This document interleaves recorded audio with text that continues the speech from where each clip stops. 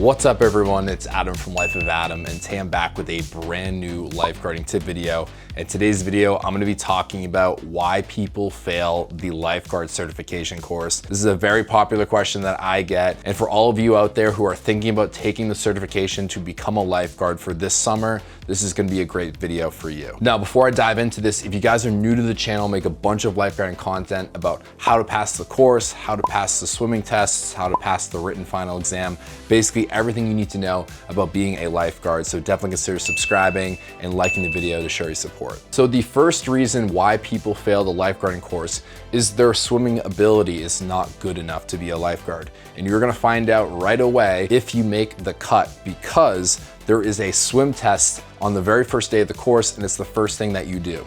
So when you're there in person, you have your backpack, you have your towel, you have your bathing suit on.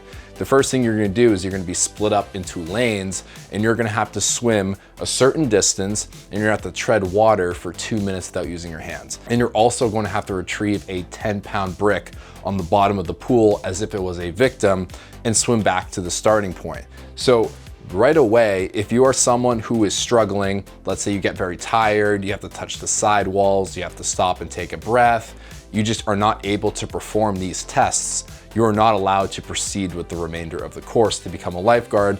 And a lot of people mess up on point number one because they go in and they don't practice beforehand, and they just get too tired, or they just don't have the technique to pass. So what I recommend you do before you take any lifeguarding course is go to a pool near you, find a lane, and practice swimming laps and practice the pre-tests. A lot of the pools will have diving bricks that are 10 pounds that you can use.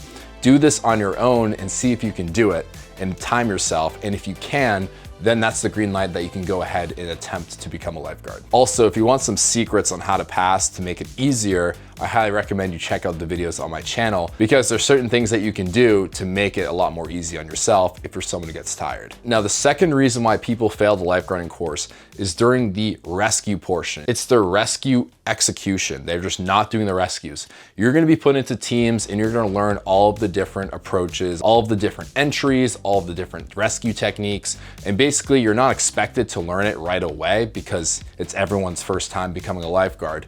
However, you're gonna do it a certain amount of times till you get the hang of it.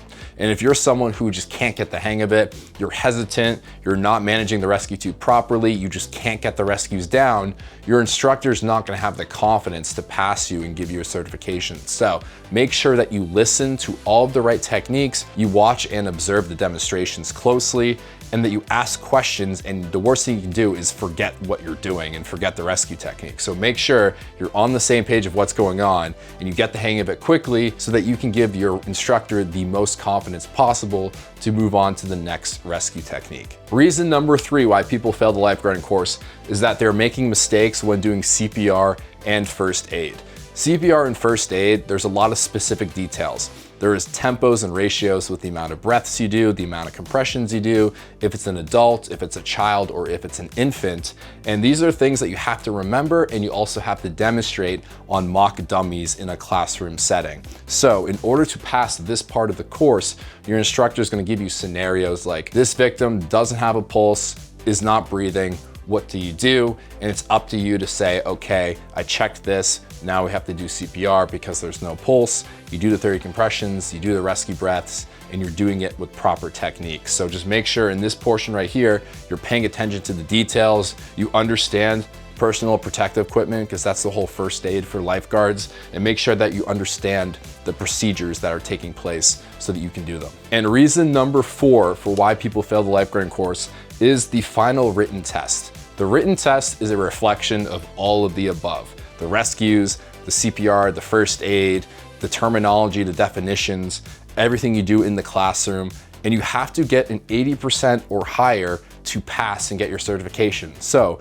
do not treat this lightly as if, oh, it's like school and all you need to do is get a 50% or higher. You have to get a B and above. 80% is the threshold. So make sure when you're studying for the test, you are remembering the terminology, the definitions. There's a bunch of acronyms. Remember all of the tempos and the ratios from CPR and first aid, and remember all of the rescues names and when to do certain rescues. So the type of victim that's in the water that you need to save. Also, every single reason that I mentioned in in this video, I have tips and playlists on my channel that will break down every single one of these to help you guys pass on your first try and to make sure that you guys are all lifeguards. So I hope you guys enjoyed this video and found it helpful. Like and subscribe to show support to the channel. Comment down below if you have any questions, and I'll see you on the next video.